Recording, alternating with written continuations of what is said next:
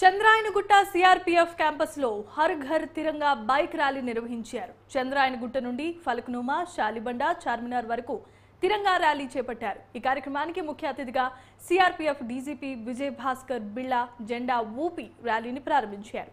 CRPF దేశ భద్రత కొరకు ముందంజలో ఉంటుందని, శాంతి భద్రతలను కాపాడేలా చేస్తుందన్నారు.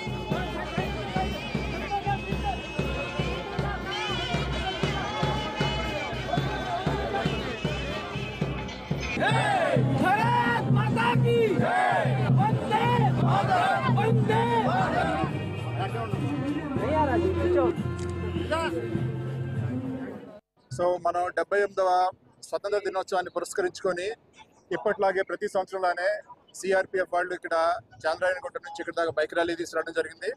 సో మాకు చాలా గర్వకారణంగా ఉంది. సిఆర్పిఎఫ్ ఎప్పుడైనా సరే భారతదేశం యొక్క శాంతి భద్రతల కోసం కానీ, లేకపోతే కొన్నిసార్లు అనివార్యమైన పరిస్థితుల్లో చాలా డిఫరెంట్ థియేటర్స్లో, కాశ్మీర్లో కానీ, ఛత్తీస్గఢ్లో కానీ, నార్త్ ఈస్ట్లో కానీ శాంతి భద్రతల కోసం, అలానే యుద్ధ సమయాల్లో కూడా పనిచేసినటువంటి ఆర్గనైజేషన్ ఇది. సో ఇటువంటి సందర్భంలో స్వాతంత్ర దినోత్సవం యొక్క సెలబ్రేషన్స్ పురస్కరించుకొని ఇక్కడ మాకు విచ్చేయడం చాలా గర్వకారణంగా ఉంది. అట్లానే ఇక్కడ మనం చాలా మందికి ఇక్కడ మనం ఒక మినీ ఇండియా చూడొచ్చు. కల్చరల్ డైవర్సిటీ ఆర్ ఇంటిగ్రిటీ ఇక్కడ మనకి స్పష్టంగా కనిపిస్తుంది. చాలా సంతోషంగా ఉంది. అలానే ఈ unity and integrity and cultural diversity మన భారతదేశం యొక్క స్ట్రెంగ్త్ పునాది. సో అది ఇక్కడ మనం చార్మినార్ సాక్షిగా మనం ఇక్కడ చూడొచ్చు.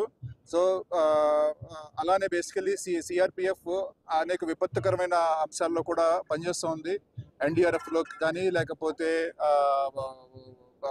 శాంతి భద్రతల అంశంలో కానీ, లేకపోతే నక్సల్ ఉద్యమము, అలానే నార్త్ ఈస్ట్ దాంట్లో కూడా చాలా బాగా చక్కగా పనిచేయడం జరిగింది. సో ఈ మెసేజ్ ఇదేమిటంటే బేసికల్లీ యూనిటీ అండ్ ఇంటిగ్రిటీ మన భారతదేశానికి యొక్క పునాది. ఇదే మనం ఇక్కడ డిస్ప్లే చేయడం జరిగింది.